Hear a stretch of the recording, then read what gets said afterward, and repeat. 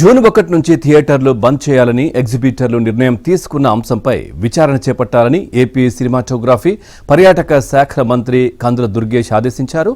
ఇక ఈ వ్యవహారం వెనుక ఎవరు ఉన్నారో తెలుసుకోవాలని హోంశాఖ ముఖ్య కార్యదర్శికి దిశానిర్దేశం చేశారు. ఇక హరిహర వీరమల్లు సినిమా విడుదలకు ముందు థియేటర్లు మూసివేయాలని ఆ నలుగురు ఒత్తిడి చేస్తున్నారనే వార్తలు వచ్చాయి. ఈ పరిణామంతో పాటు ఎగ్జిబిటర్లు, డిస్ట్రిబ్యూటర్లకు ఒక గ్రూపుల్లా ఏర్పడి ఇలాంటి నిర్ణయాలు తీసుకోవడంపై విచారణ చేయాలని సూచించారు. ఇక సినిమా హాళ్ల మూసివేత కారణంగా ఎన్ని సినిమాలు ప్రభావితమవుతాయి, ట్యాక్స్ రెవెన్యూకు ఎంత విఘాతం కలుగుతుందనే కోణంలోనూ వివరాలు సేకరించాలన్నారు.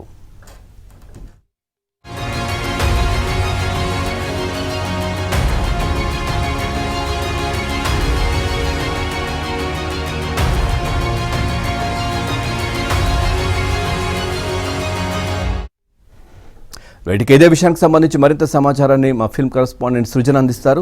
సృజన్, పూర్తి డీటెయిల్స్ ఏంటి? అంటే cinema Pawan Kalyan cinema release ముందు ఇది కావాలనే కుట్రకోణం దీంట్లో దాగి ఉందేమో అనే అనుమానాలు కూడా వ్యక్తం చేస్తున్న పరిస్థితులు, పూర్తి డీటెయిల్స్ ఏంటి?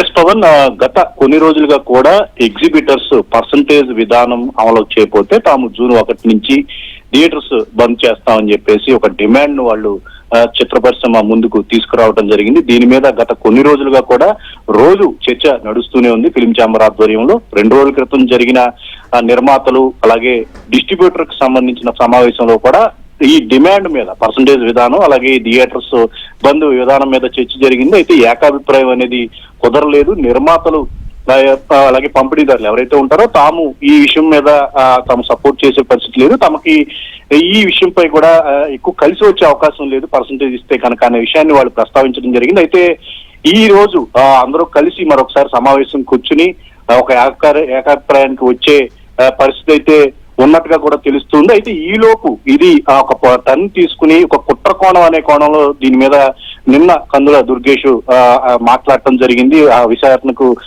కూడా ఆదేశించాలని చెప్పి జరిగింది. ఆ నలుగురు అంటూ ప్రత్యేకంగా ఆయన సంబోధించడం వెనక ఈ ఏదైతే ఈ థియేటర్స్ బంద్ విషయం వెనక కొంతమంది నలుగురు వ్యక్తులు కావాలని ఈ విషయాన్ని ఎక్కువగా ప్రాపగండా చేసి ఈ బంద్ అనే అంశాన్ని లేవనెత్తారు అనే విషయం కూడా ఇప్పుడు కందుల దుర్గేష్ మాట్లాడటం, విచారణకు ఆదేశించడం.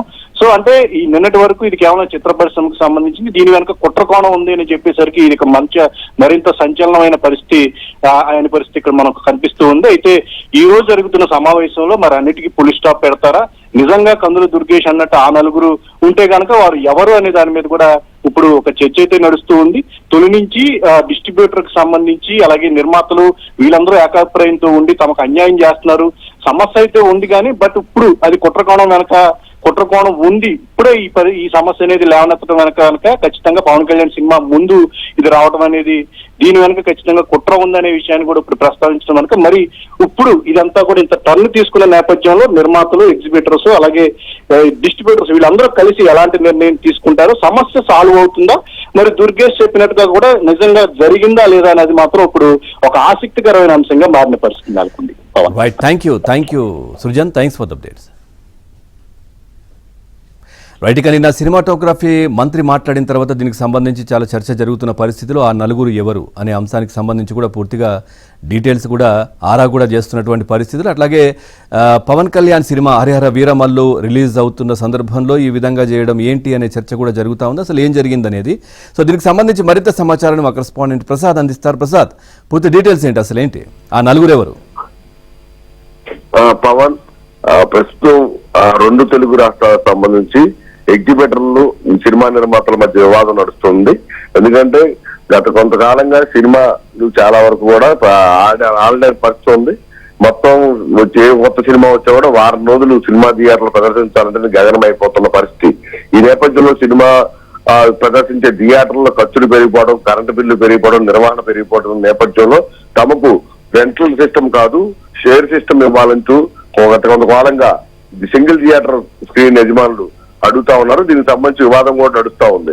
అయితే ఇప్పుడు తాజాగా హరిహర వీరమల్లు జూన్ 12వ తేదీన విడుదల చేస్తామంటూ అధికారికంగా నిర్మాతలు ప్రకటించిన తర్వాత ఈ వివాదాన్ని తెరపైకి తీసుకొని రావడం వెనక కుట్ర దాగుందా, ఉద్దేశపూర్వకంగానే పవన్ కళ్యాణ్ సినిమాను ఆపేందుకు లేకపోతే అడ్డంకులు సృష్టించేందుకు ఈ వ్యవహారం నడుపుతున్నారనే అనుమానాలు అయితే ఎక్కువ అవుతా ఉన్నాయి. దీనికి సంబంధించి ఏపీ రాష్ట్ర సినిమాటోగ్రఫీ మంత్రి అందులో దుర్గేష్ కూడా నిన్న ఒక బ్యాటర్ను విడుదల చేయటం దీనికి మరింత చర్చనీయాంశంగా మారింది. హరియాణ సినిమా విడుదలకు ముందు థియేటర్లు మూసివేయాలని నిర్ణయం వెనక నలుగురు ఎవరనేది ఆయన కూడా క్వశ్చన్ మార్క్ తో ప్రెస్ నోట్ విడుదల చేశారు. అసలు మొత్తం దీనికి సంబంధించి అధికారులతో కూడా ఆయన నేరుగా మాట్లాడటం జరిగింది. అసలు ఈ వివాదానికి కారణం ఏంటి, వివాదం వెనక ఎవరున్నారనే అంశాలతో పాటు సినిమా హాల్స్ నిర్వహణ, ఒక థియేటర్ లో సినిమా ప్రదర్శించాలంటే ఎంత ఖర్చు అవుతుంది, ఎంత ఆదాయం వస్తుంది, ఎంత దీనికి సంబంధించి మొత్తం ఆ రెవెన్యూ వివరాలన్నీ కూడా పూర్తిగా అందజేయాలంటూ కూడా ఆదేశాలు జారీ చేశారు.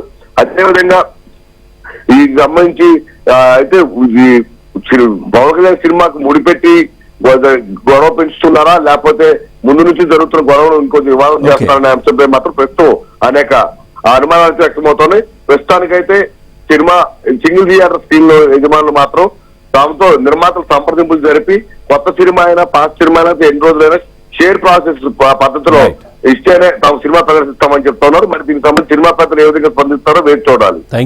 Thank you Prasad, thanks for the updates.